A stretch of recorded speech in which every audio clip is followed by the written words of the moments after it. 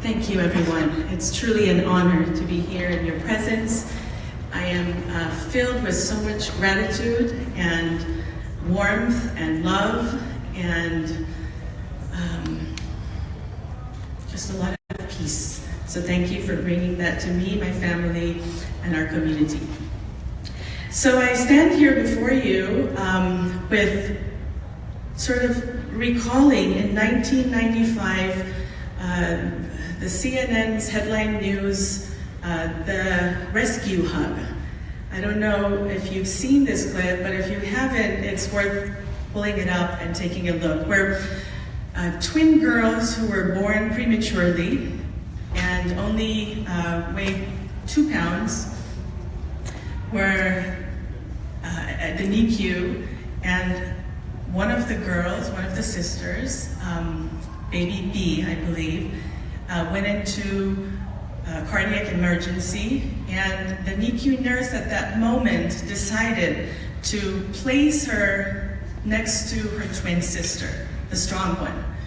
And it was at that moment where the hug of the strong sister around the weak one, you probably remember this, it was captured by a journalist and made news and was identified as the rescue hug that changed the course of medicine and how in pediatrics medicine and psychology we treat children today. And so I remember it clearly because I had just started graduate school, and at Pacific Graduate School affiliated with Stanford University in Palo Alto. And I remember just being in awe and just some voice, the calling, or some inner voice calling me towards the child.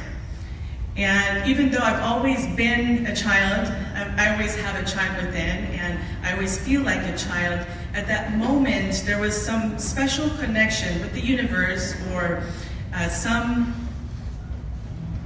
spiritual, existential experience that guided me to step into the field of attachment and to learn more about babies and children and the child and how we can bring more peace into this world just by being the loving, peace-giving, peace-loving, peacemaking, connectional beings that we all are as human beings. And so I, with that intent, entered with such wondering curiosity into the field of attachment and attachment theories, and with researchers such as Marty Horowitz and Nigel Field, my chair for my dissertation, and studied the impact of loss and trauma as it impacts attachment and connection and bond and so forth. Because I come from a history, a place, the Middle East, Iran, that region, where I'm a little too familiar with trauma, personally and also my greater family and globally. And so it was very intentional and heartfelt, and it made sense to me because, again, some voice spoke to me that the peace, as Gandhi clearly identifies it, is an inside-out process. So it's an inner and connection between, as Dr. Dan Siegel beautifully identifies it, as the me, the we, and the mui, the space between us, that creates peace. And so if I could learn more about myself, my own trauma, how to heal, how to be transformed, how to take this into serving those who have experienced trauma, then in that dyadic relationship as a therapist, as a clinical psychologist, I'll be able to do good and create a mui space that cultivates peace. So that was my early trainings in just being so laser focused on attachment theory and peace and cultivating peace. But then I became a mother. I had our first twins, actually, in 2007.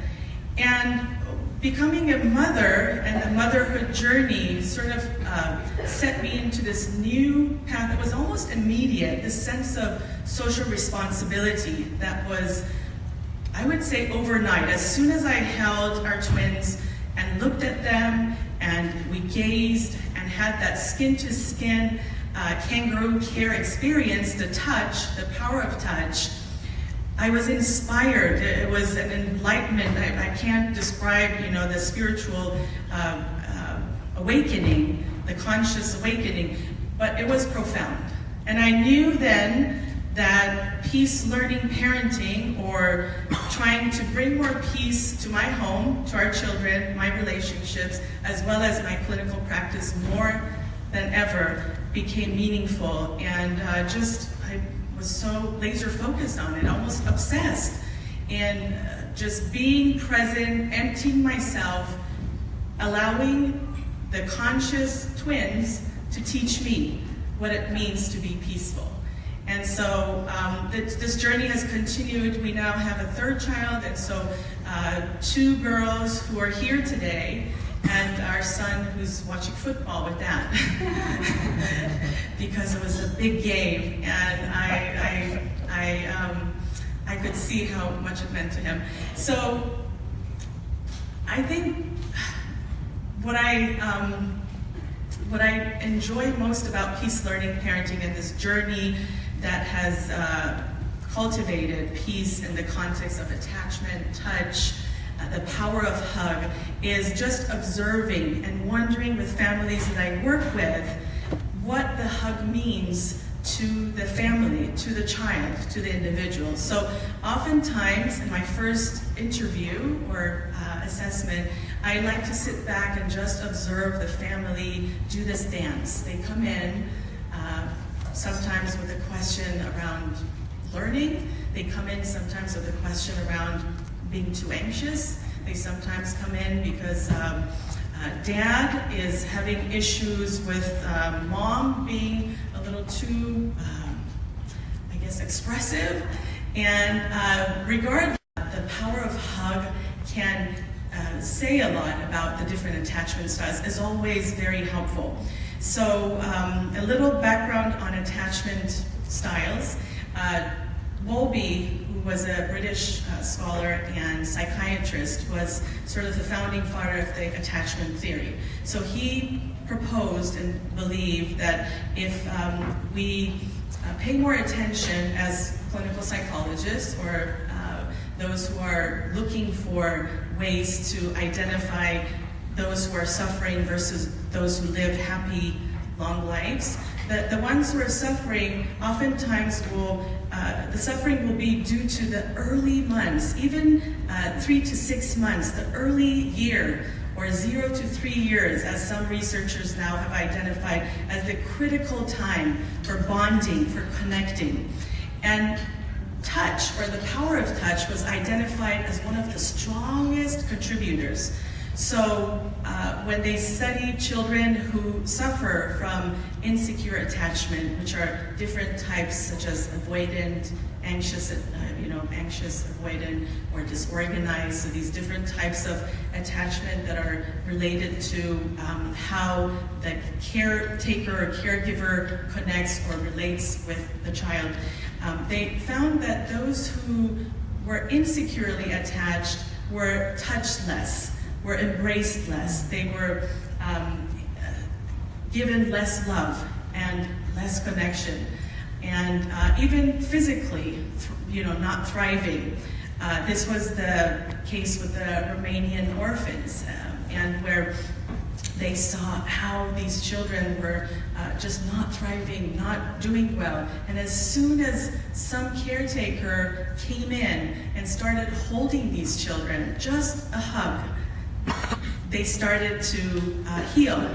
And so they started to thrive. They started to show better growth and better immune system and better connection and better language skills and cognitive skills. So we know that the power of hug is vital. And I was fortunate to attend a workshop yesterday with Dr. Dan Siegel and Tina Bryson, and their latest book, The Yes Brain, where at the Neuroscience Institute at UCLA, they are showing how your ability as a parent or as a caregiver, whether you're a teacher or just someone who loves to help children thrive and grow, is much greater if you are connecting with them in a meaningful way. So that connection could be through touch, through a meaningful hug. It could be through understanding them, through seeing them, to knowing that they know that you're there for them, you understand them, or just your ability to identify what they call as the yes brain, which are in different colors even, if it helps you to visualize. They identify the yes brain as the green zone. So this is as if you're walking in the meadows or walking through the forest and just experiencing that bliss, green, lush experience, the peacefulness. And the red zone, where you or your child starts to feel irritation, or they're just upset and there's a state of chaos. In that chaos, either the child can downregulate with your help or the caregiver's help and move into the green zone where they experience peace and growth and joy, or they can move into a blue zone, which is more related to rigidity, and the iceberg zone, where they identify it as the iceberg. It's easier for children to visualize the volcano as the red, erupting and having a lot of chaotic experiences. The meadows, the green, walk in the forest, and or meadows, and then the blue, the iceberg, where literally the parasympathetic system shuts down and they go into a closed up state. And so helping children and caregivers, parents, identify what it feels like when you're in the yes brain zone. Or even for yourself, if you're hugging, embracing, to know what that feeling feels like. And so sometimes with children, I ask them to give themselves a butterfly hug, where they just place their arms on their chest like this, where they can feel their heart, and they can feel, the other side, breathing, their lungs. Or sometimes they can put their hand on their belly and connect to the mind beneath the gut, which Dr. Dan Siegel emphasizes, the mind beneath the gut being very important, the mind beneath the heart, and of course, our mind and our brain. And so those three centers where the child and us as caregivers or parents are able to connect.